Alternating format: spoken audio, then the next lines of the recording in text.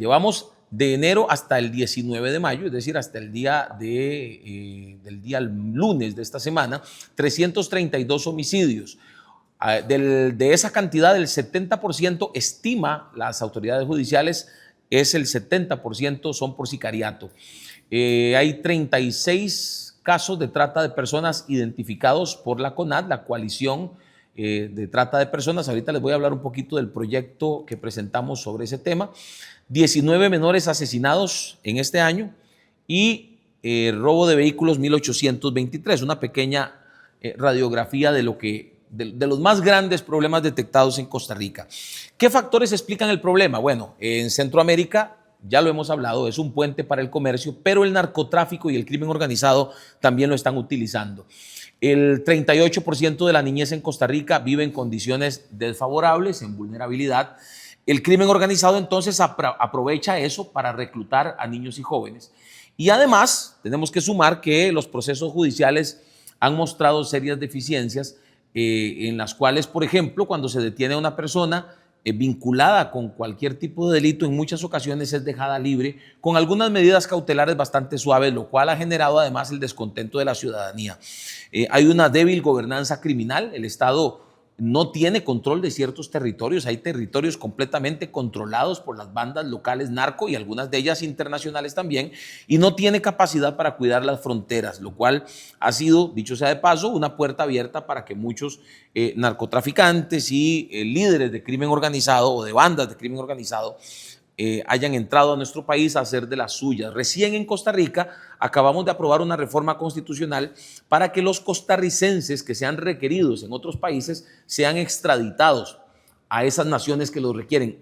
En este momento o hasta ahora, la extradición de costarricenses era prohibida. Nosotros acabamos de hacer esa aprobación porque, por ejemplo, solo Estados Unidos está buscando a 40 o tiene identificados a 40 personas que siendo extranjeros vinieron a Costa Rica, se casaron con una costarricense, se nacionalizaron costarricenses para que, aunque los estén buscando en otros países, no pudieran extraditarlos precisamente por su condición de nacionales.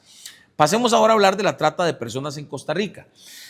Se le ha conocido como la esclavitud del siglo XXI, la esclavitud del siglo XXI. La trata de personas, oigan este dato, es el tercer negocio ilícito más redituable, con ganancias que superan las de Google, Amazon y en este caso eBay, ¿verdad? Esto es un dato muy revelador, ¿verdad? Porque básicamente quiere decir que hay muchos millones de dólares moviéndose en este negocio que es un cruel negocio con la vida, la libertad y la dignidad de las personas. La Organización Internacional del Trabajo, para darles algunos datos, estima que cerca de 50 millones de personas son víctimas de trata en este momento en el mundo.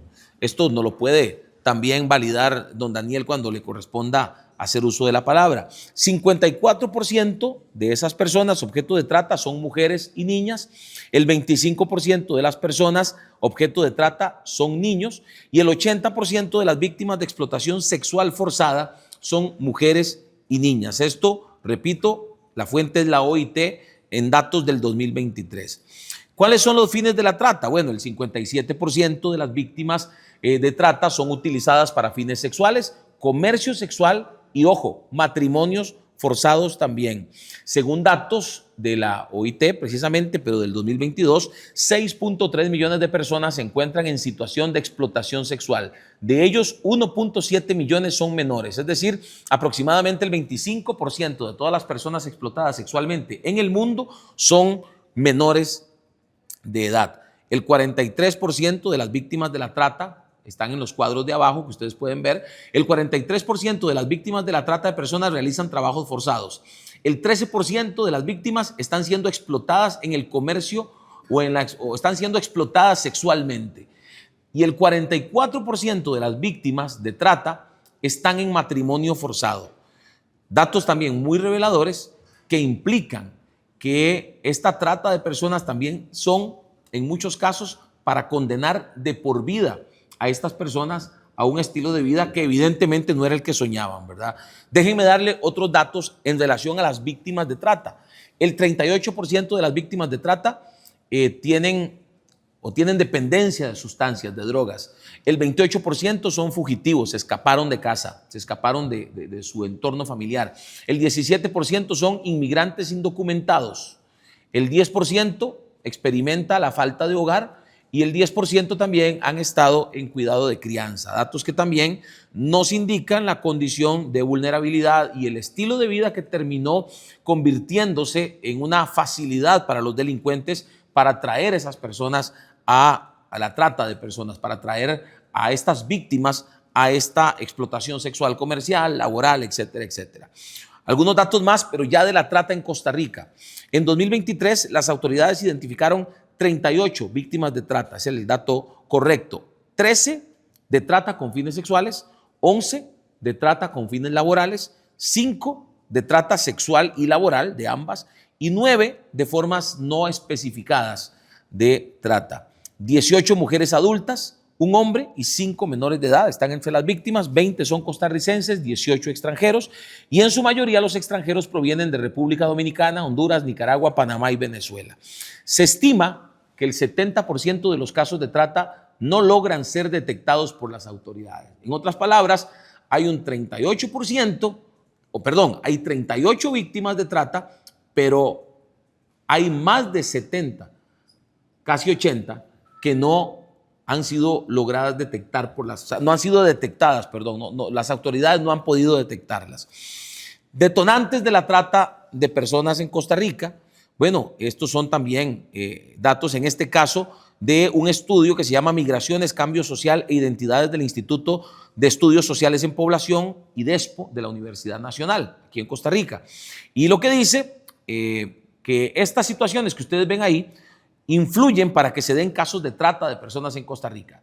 Crimen organizado, migraciones internacionales, pobreza, escasas oportunidades de empleo, falta de inspecciones en empresas por parte del Estado, empleo informal, es decir, empleo sin contrato ni garantías sociales, y limitaciones para estudiar, limitaciones como las económicas, la distancia geográfica y el transporte. Y ahí ustedes pueden ver los porcentajes que son pues bastante elevados, el menor de ellos en un 71.4%. ¿Qué estamos haciendo? Quiero hablarles de lo que estamos haciendo aquí en Costa Rica contra este fenómeno. ¿Qué hemos hecho? Bueno, ya hablando en general, no solo de la trata, sino de la inseguridad en general, la lucha contra la delincuencia. En Costa Rica ya se colocaron o se han estado colocando escáneres en puertos sobre todo. Esto es una obligación de ley. Nuestra fracción de Nueva República participó en la elaboración incluso de proyectos para obligar al gobierno a poner los escáneres en aeropuertos, puertos, aduanas, fronteras, etcétera.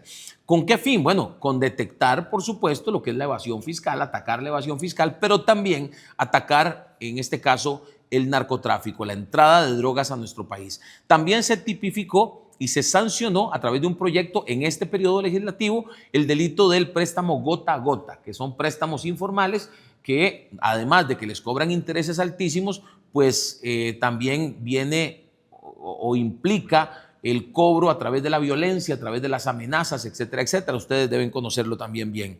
En este caso también aquí en la Asamblea Legislativa se aprobó un presupuesto para 200 nuevas plazas en el OIJ. El OIJ quiere decir Organismo de Investigación Judicial, es la policía de investigación de este país.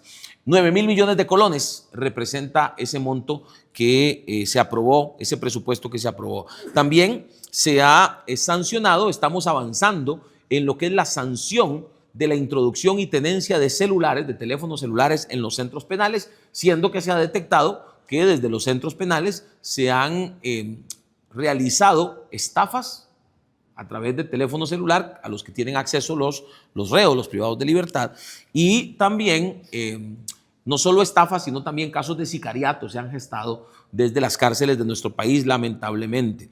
¿Qué estamos haciendo? Bueno, esto es lo que en este momento también debo decirles, es importante que ustedes sepan que aquí en Costa Rica estamos trabajando en varios proyectos de ley. Esos números que están ahí son los de proyectos de ley que estamos impulsando y que estamos trabajando junto con diputados de otras fracciones. El 24.047 me parece que es, si no estoy mal, ¿verdad? Es el 24.047. Pues ahí hay un pequeño error en el número para que nada más lo tengan en cuenta. El 24.047, que es para tipificar el delito del sicariato y endurecer penas. En Costa Rica no existe el delito del sicariato, existe el homicidio calificado.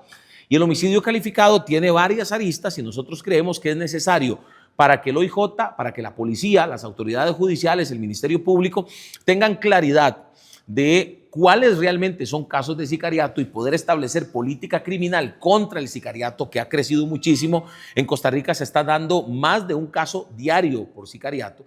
Entonces queremos que se tipifique aparte del homicidio calificado y se aumente la pena para el tema del sicariato. ¿Qué está pasando con el sicariato? Ocurre todos los días, ya están muriendo personas inocentes y además está generando un sentimiento de temor, de inseguridad muy fuerte entre la población, especialmente en los lugares donde más se están dando los casos. También hay un proyecto, el 24.404, para castigar a funcionarios judiciales o policías que entrenen criminales. Se ha detectado que incluso hay academias de entrenamiento para sicarios en Costa Rica, en las cuales hay ex policías, ex fiscales, ex funcionarios judiciales.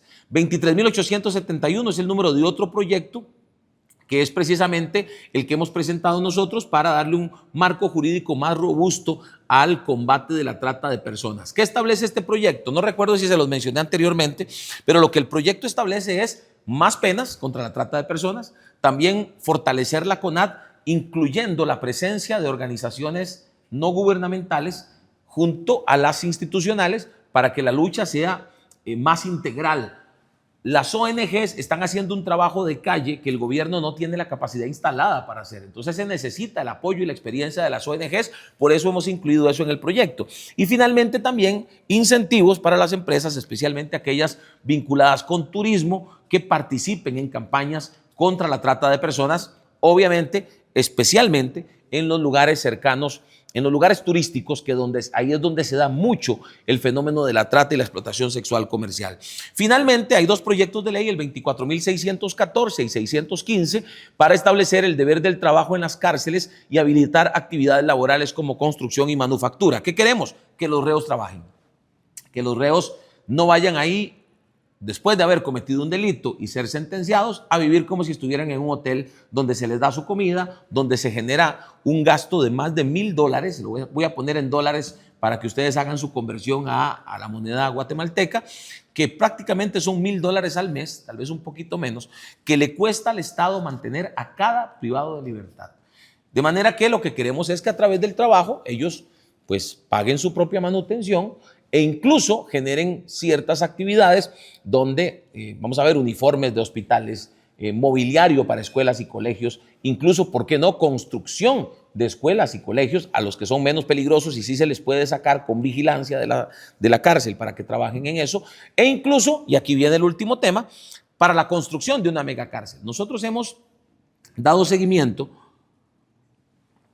a el trabajo que se realizó en El Salvador, o se ha estado realizando en materia de seguridad en El Salvador. Y más allá de que usted esté de acuerdo o no con algunas cosas de Nayib Bukele, claramente en el tema de seguridad ha habido un cambio radical en este tema a favor de la ciudadanía, que es lo que nos interesa, que es el enfoque, por lo menos que en Nueva República, aquí queremos darle al tema de la seguridad, proteger a las víctimas, que la gente pueda salir a la calle tranquila sin pensar que puede ser víctima del AMPA.